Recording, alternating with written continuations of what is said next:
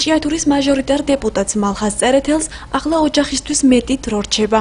საქართველოს მერვე მოწვევის პარლამენტმა საგაზაფხულო სესიის ფორმატში მუშაობა დაასრულა და სექტემბრამდე, სანამ საკანონმდებლო ორგანო მუშაობას განაახლებს, დროის ძირითად ნაწილს ჭიათურაში ატარებს.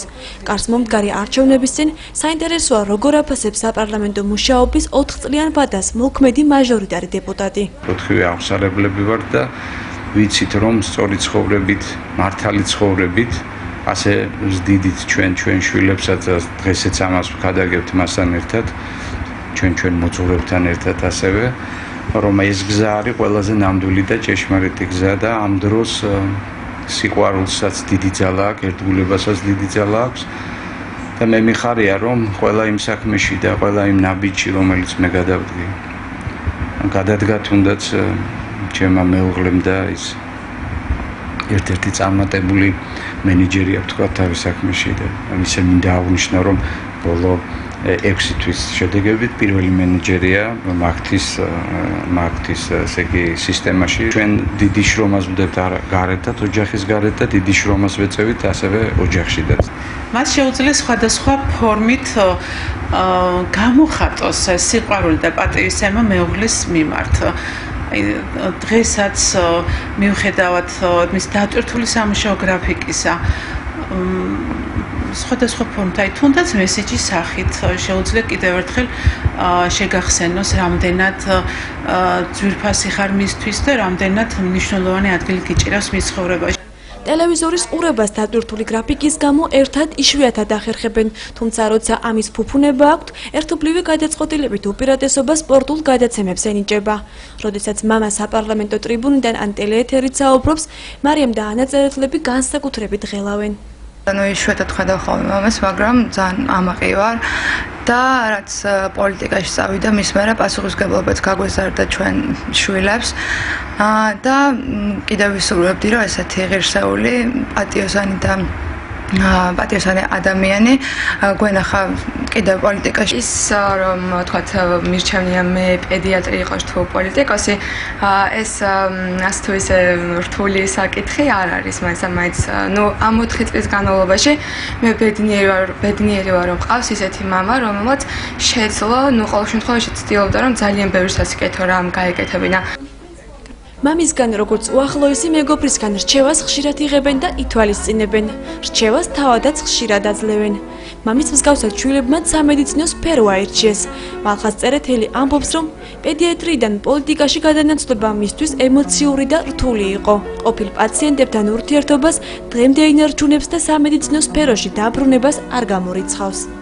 ეს 4 წელიწადი როგორც პარლამენტის წევრს უბრალოდ აღარც დრო მქონდა და აღარც საშუალება რომ მე პაციენტების ახლოს ყოფილიყავი, ანუ მათი მკურნალი ექიმი ყოფილიყავი. ჩემთვის ძალიან მტკივნეული არის ეს მომენტი, რომ დავცილდი მათ, იმიტომ რომ პატარებთან ურთიერთობა ეს არის ძალიან დიდი ბედნიერება. ეს ბედნიერება ხშირად სიზმრებია და მომნატარებია კიდეც. მას შემდეგ რაც მალხაზ პედიატრიიდან პარლამენტში აღმოჩნდა და ძალიან უდიდეს პასუხისმგებლობა აიღო თავის ზურგზე, ასე რომ ვთქვათ, ეს პასუხისმგებლობა ჩვენს დღეს გადმონაწილდა. შეუწყეთ ჩვენ ხელი როგორც მეუღლემ და შვილებმაც მამას, რომ ჩვენი მხრიდან პრობლემა კი არა, პირიქით გვერდში დაუდექით.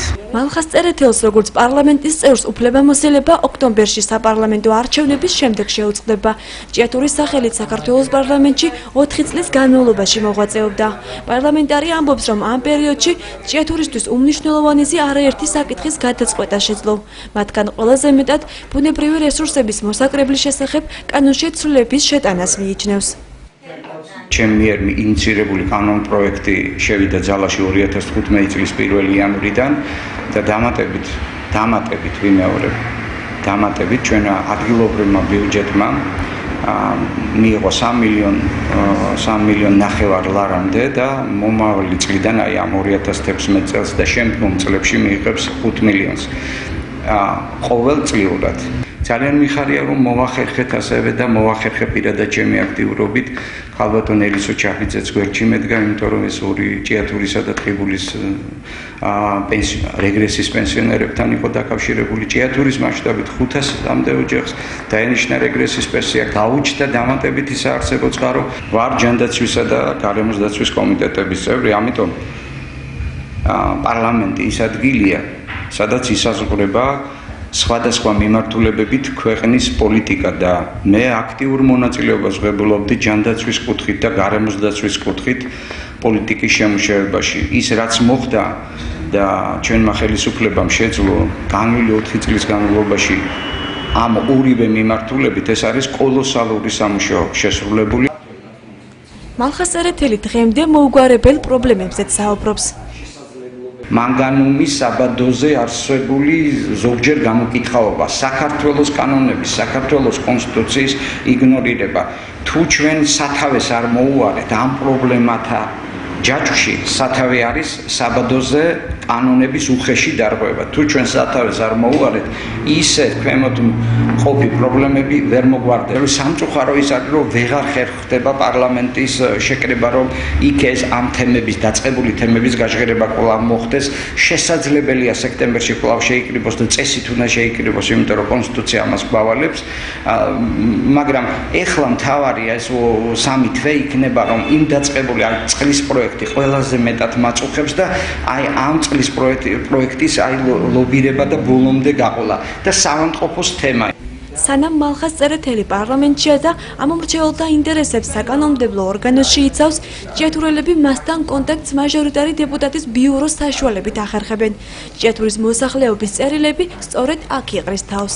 მაჟორიტარი დეპუტატის აქ არ ყოფნის პერიოდში ბიურო ღებულობს მოქალაქეებს, შემოდიან მოქალაქეებით როგორც წერილობით, ასევე ზეპირი პრობლემებით და ჩვენ შეძლებს დაგვარად მას ხელს უწყობთ ყველა როგორც გამგეობაში, ასევე საკრებულოსთან ურთიერთობებში ვეხმარებით. მე ვიტყვი რომ ძალიან ინტენსიური იყო ეს 4 წელიწადი. ბევრ საქმესთან და ბევრ საკითხთან ვიყავი შეჭიდული. იმ პრობლემებთან ვიყავი შეჭიდული, რომელიც ჩვენი მუნიციპალიტეტისთვის განსაკუთრებით მნიშვნელოვანია. აქტიურიც ვიყავი ამ საკითხებთან მიმართებაში და ზოგჯერ ზე აქტიურიც. პარლამენტის წევრი მალხაზ წერეთელი ვადის დასრულებამდე მისგან დაწყებული რამდენიმე საქმის ბოლომდე მიიყვანას გეგმავს.